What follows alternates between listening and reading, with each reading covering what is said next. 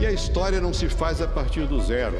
Ela vai se construindo, vai se refazendo, vai se remodelando. E requer uma certa humildade para entender o que já foi feito, por que se errou,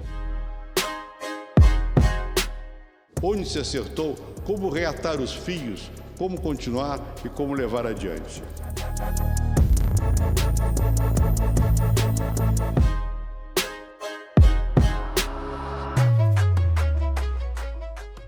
O Plano Real é a conclusão de uma trajetória. E uma trajetória de 20 anos de muitas dificuldades da economia brasileira.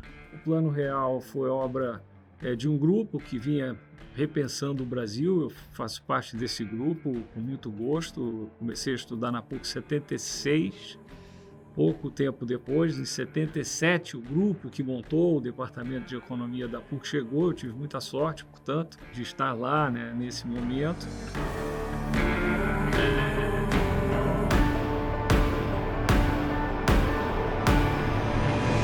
Éramos pessoas como Pércio Arida, André Lara Rezende, Pedro Malan, Francisco Lopes, Gustavo Franco, Armínio Fraga, Dionísio Dias Carneiro, Eduardo Modiano, que estávamos todos nós muito preocupados e estudando, né, basicamente duas questões, né, a questão do balanço de pagamentos e da dívida externa e a questão da inflação. Tudo isso convergindo para o grande tema que era no momento, que era a recessão que o país enfrentava naquela transição. Tinha uma intensa discussão lá, e principalmente no Departamento de Economia, entre André Lara Rezende, Pércio Arida, Edmar Baixa, Eduardo Modiano, Francisco Lopes, Dionísio Dias Carneiro, Rogério Werneck, todos tentando não só entender o problema da inflação brasileira, mas o que fazer para lidar com ela. E a gente vinha do governo militar, estava no meio do governo militar, a abertura vai em meados dos anos 80, onde uma política econômica totalmente equivocada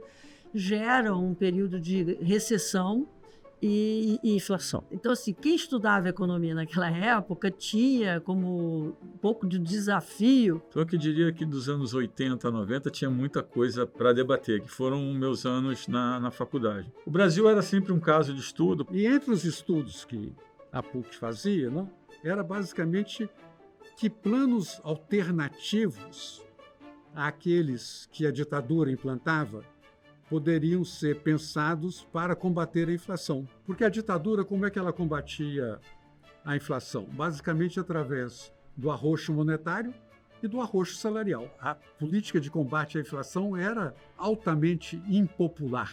E nesse contexto, né, que nasceram dentro desse grupo da PUC duas ideias básicas. Uma que foi autorada pelo Chico Lopes, que se chamava o choque heterodoxo. O segundo tipo de pensamento, né, foi consolidado a partir de textos independentes do Pércio Arida e do André Lara Rezende. Dei aulas na Católica do Rio de Janeiro, escrevi inúmeros papers e contribuições acadêmicas, dos quais o mais conhecido ficou chamado como Plano Larida. Foi escrito em coautoria com André Lara Rezende, 10 anos antes do Plano Real, com as ideias básicas que viriam posteriormente fundar o Plano Real. Então já tinha sido publicado Larida, né, que é a autoria do Pércio Arida com André Lara, que foi uma coisa fundamental. Havia outras discussões de desindexação no Departamento de Economia, com outros professores, Chico Lopes, Edmar, Zé Márcio, já tinha essa discussão, mas o Larida trazia essa questão da ORTinização da economia, que depois vai ver. Então, um pouco da ideia de participar do Plano Cruzado era tentar fazer uma transição para uma moeda estável.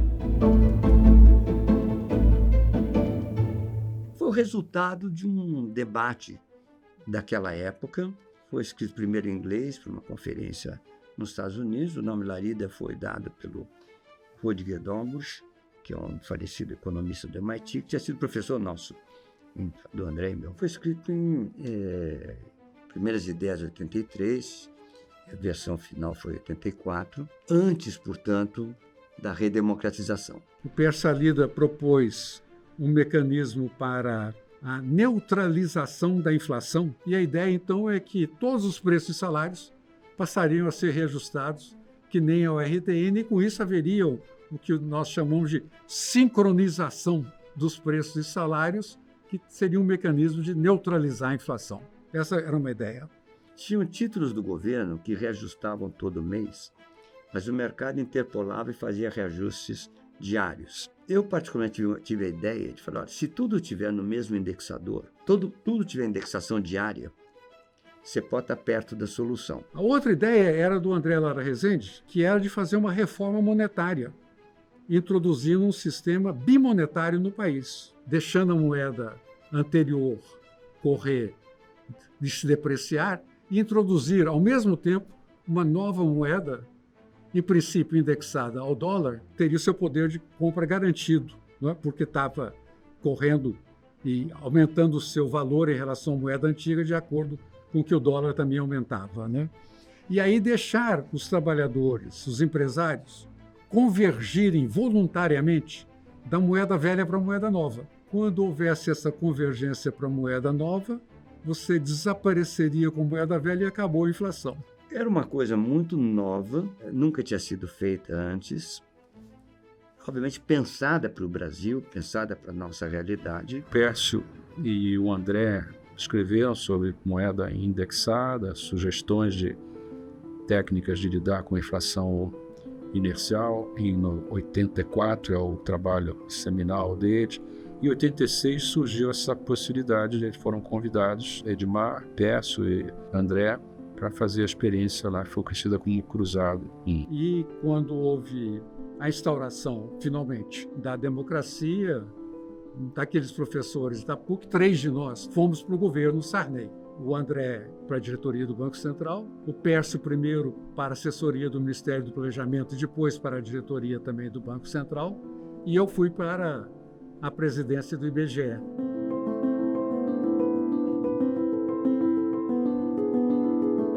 Eu vivi toda a excitação do Cruzado e antes dele das diretas e tudo isso, Nova República, do exterior. Eu fiz uma tese sobre hiperinflações nos Estados Unidos.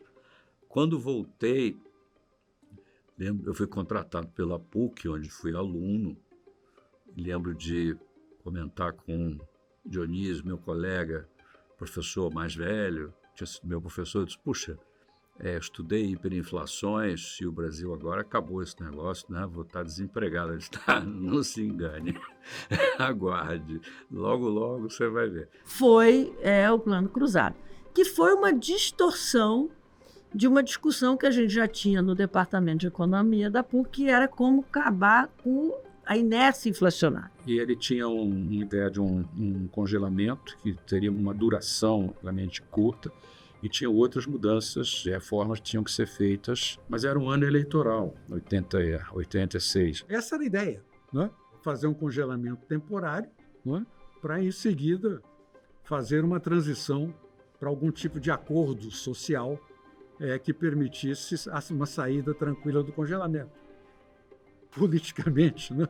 Não foi isso que aconteceu. O governo se entusiasmou com o sucesso do congelamento, prolongou até depois das eleições de novembro. A primeira passagem para o Banco Central foi muito frustrante, porque era óbvio que a gente tinha que aumentar a taxa de juros. Mas, por uma decisão política do presidente, resolveu-se não aumentar a taxa de juros. Foi quando há um rompimento daquela equipe que sai do Departamento de Economia, que esse grupo, então, sai do governo exatamente contra o uso do congelamento. O país aprende um pouco com essas experiências, né? Seriam 2 coisas fundamentais. Quer dizer, o que enfraquecia antes a moeda, o cruzeiro, etc. Depois o cruzado novo, etc. Eram 2 coisas. Primeiro, a inflação. Não há moeda forte com a inflação elevada. Né? Segundo, é a ausência de reserva. Não há moeda forte de um país que não consiga cumprir as suas obrigações externas e que isso leve a desvalorizações constantes. Então, para consolidar a moeda, era importante, primeiro, estabilizar a inflação. Segundo, construir reservas.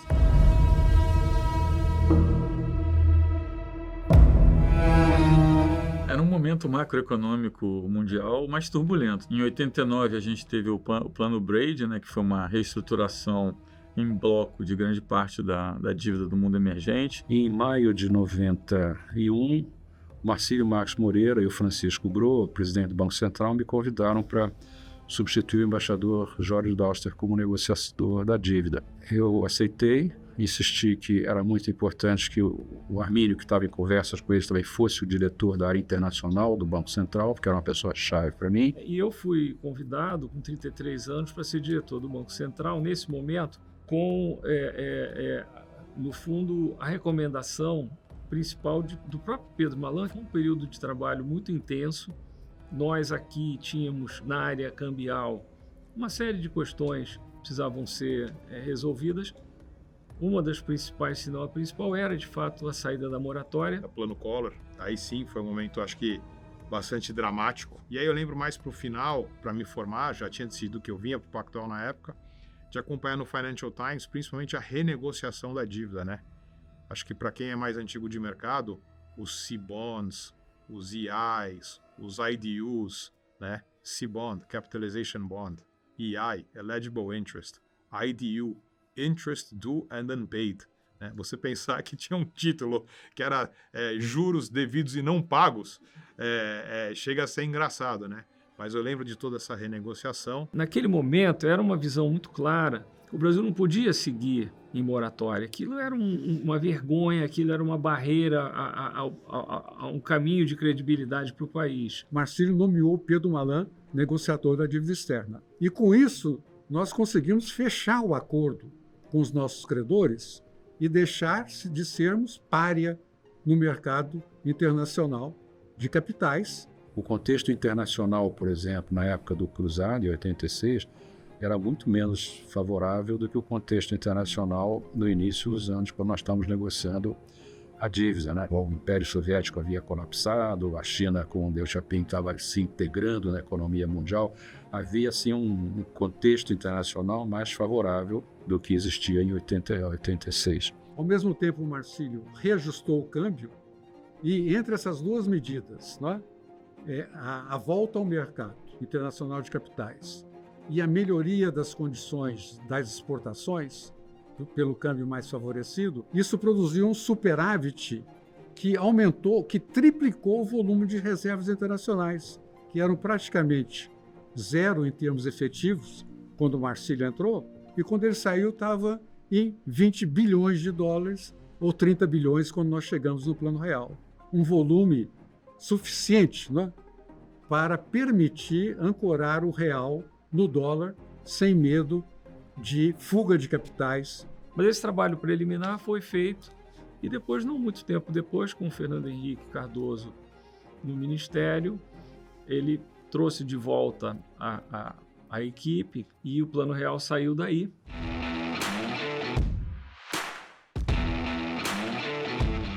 Tinha-se uma descrença natural, né?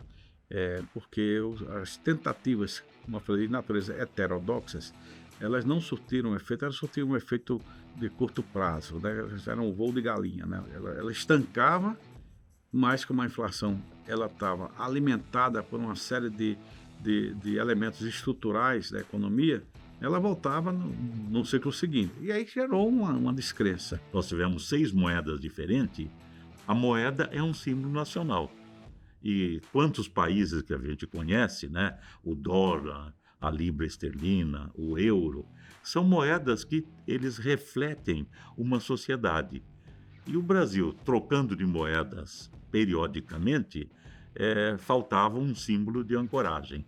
Era um momento em que a economia estava acelerando e que a gente intuía, né, tinha intuição, pensamento que precisava fazer alguma coisa, mas que naquele momento ainda não havia condição política de fazer.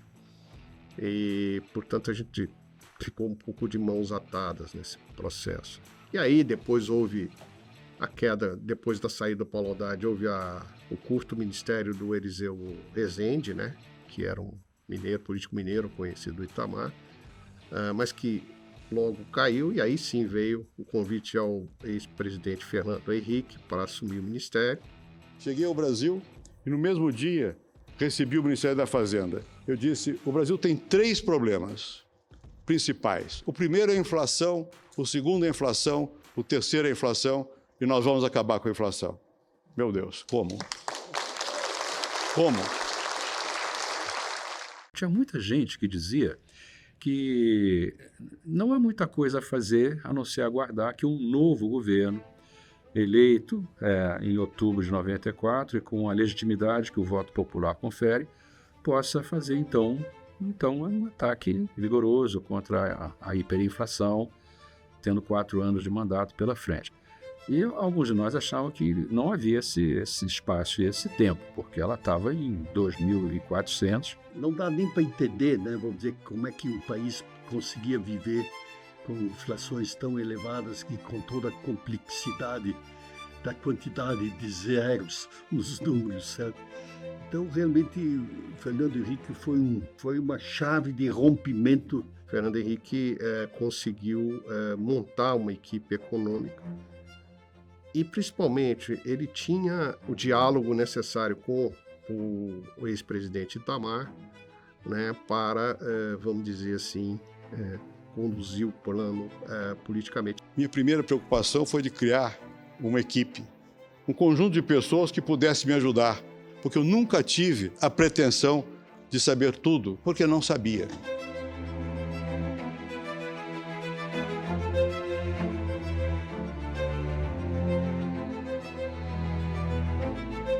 Ele deu 3 telefonemas. Ele fez um telefonema para o Armínio Fraga, que estava em Nova York, fez um telefonema para o Pedro Malan, que estava em Washington, e telefonou para mim, que estava aqui na PUC, no Rio. Eu estava na fase final da negociação da dívida, uma fase importante, tinham vários colchetes da negociação que tinham que ser resolvidas através de negociação assim, de redação e certas cláusulas que não podia ir para Brasília, mas ajudei a montar a equipe. Quando eu saí do Banco Central, eu tinha na cabeça um sonho de abrir um fundo de investimentos especializado em mercados emergentes, que era o que eu estudei na PUC, estudei em Princeton no meu doutorado, tive experiências trabalhando em Nova York, e eu fui em busca de investidores. Armínio explicou para ele que não tinha condições de deixar o emprego dele na Soros naquele momento. Pedro Malan disse que estava envolvido na negociação da dívida externa, continuaria trabalhando como assessor,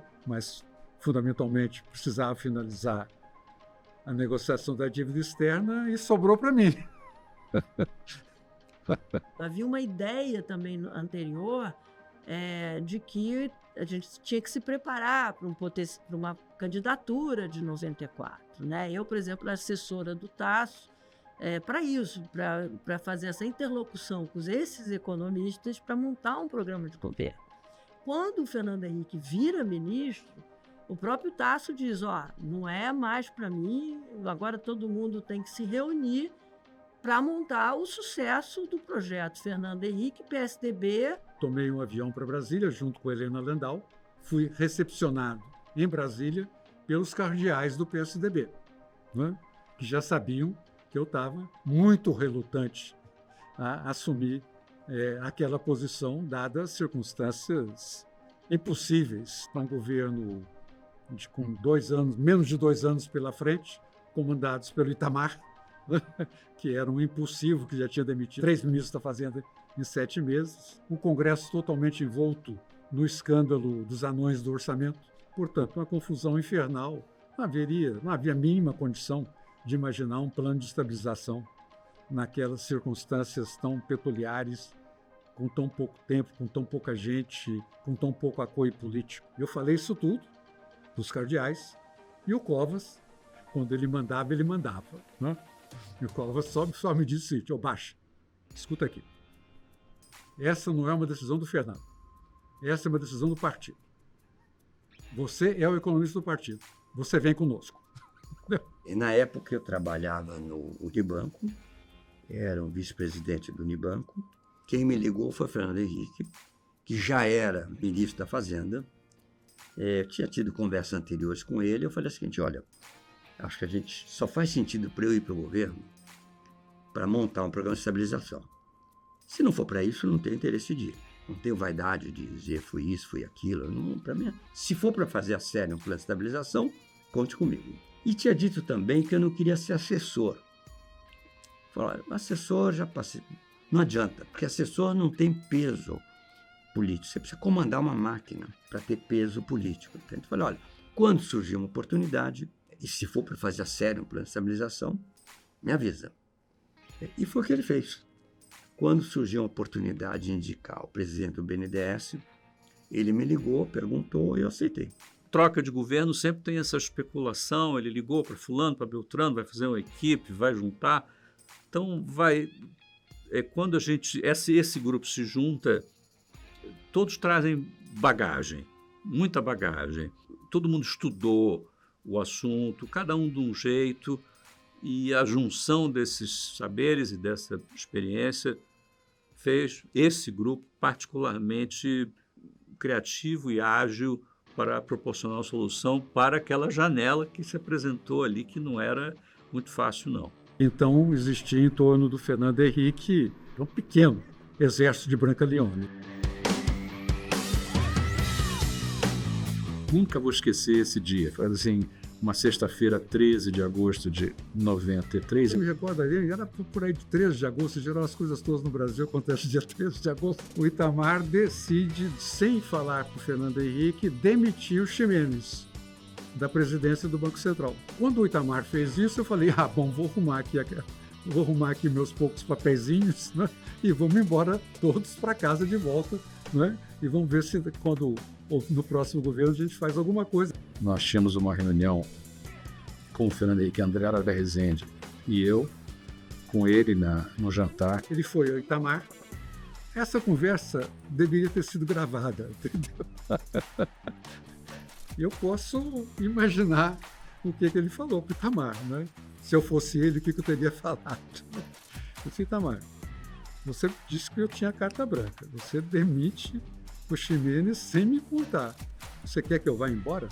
Eu vou. Agora, se eu for embora, você cai no dia seguinte. Você se deu conta disso? Eu não tinha nenhuma dúvida que era isso que acontecesse. Se o Fernando Henrique fosse embora, Itamar ia ser empichado, como o Collor tinha sido antes. Entendeu? Itamar se deu conta disso. Esperto ele era. Né? E aí sim, o Itamar deu carta branca ao Fernando Henrique. Falou, não, tá bem, daqui para frente eu não interfiro. Se não fosse a permanente atitude do presidente Itamar de apoio ao que eu estava fazendo, eu não poderia fazer. Na verdade, quando se tem que tomar decisões que afetam o conjunto do país, ou se tem um presidente que dá força, ou é muito difícil caminhar. O presidente Itamar deu força. Nesse dia ele me disse, Pedro, Itamar mandou demitir o Ximenes, os mercados não podem abrir na segunda-feira sem ter um novo presidente. Você e o André vão jantar lá em casa hoje. Um de vocês dois tem que sair presidente do Banco Central. O Fernando Henrique consegue convocar uma reunião com Pedro Malan e o André Lara Rezende, da qual o Pedro Malan saiu presidente do Banco Central e o André, o negociador da dívida externa nos 3 meses que faltavam para finalizar o acordo. E logo em seguida, na semana seguinte, vagou o BNDES e o Fernando Henrique atraiu o Pércio Arida para a presidência do BNDES. Né? Assim, de repente, não mais que de repente, estava formada a equipe econômica. Ao fim das contas, o grupo dos técnicos, especialistas, enfim, designados para tratar do assunto, tinha um acervo muito grande de medidas, possibilidades, e aí começou a aventura.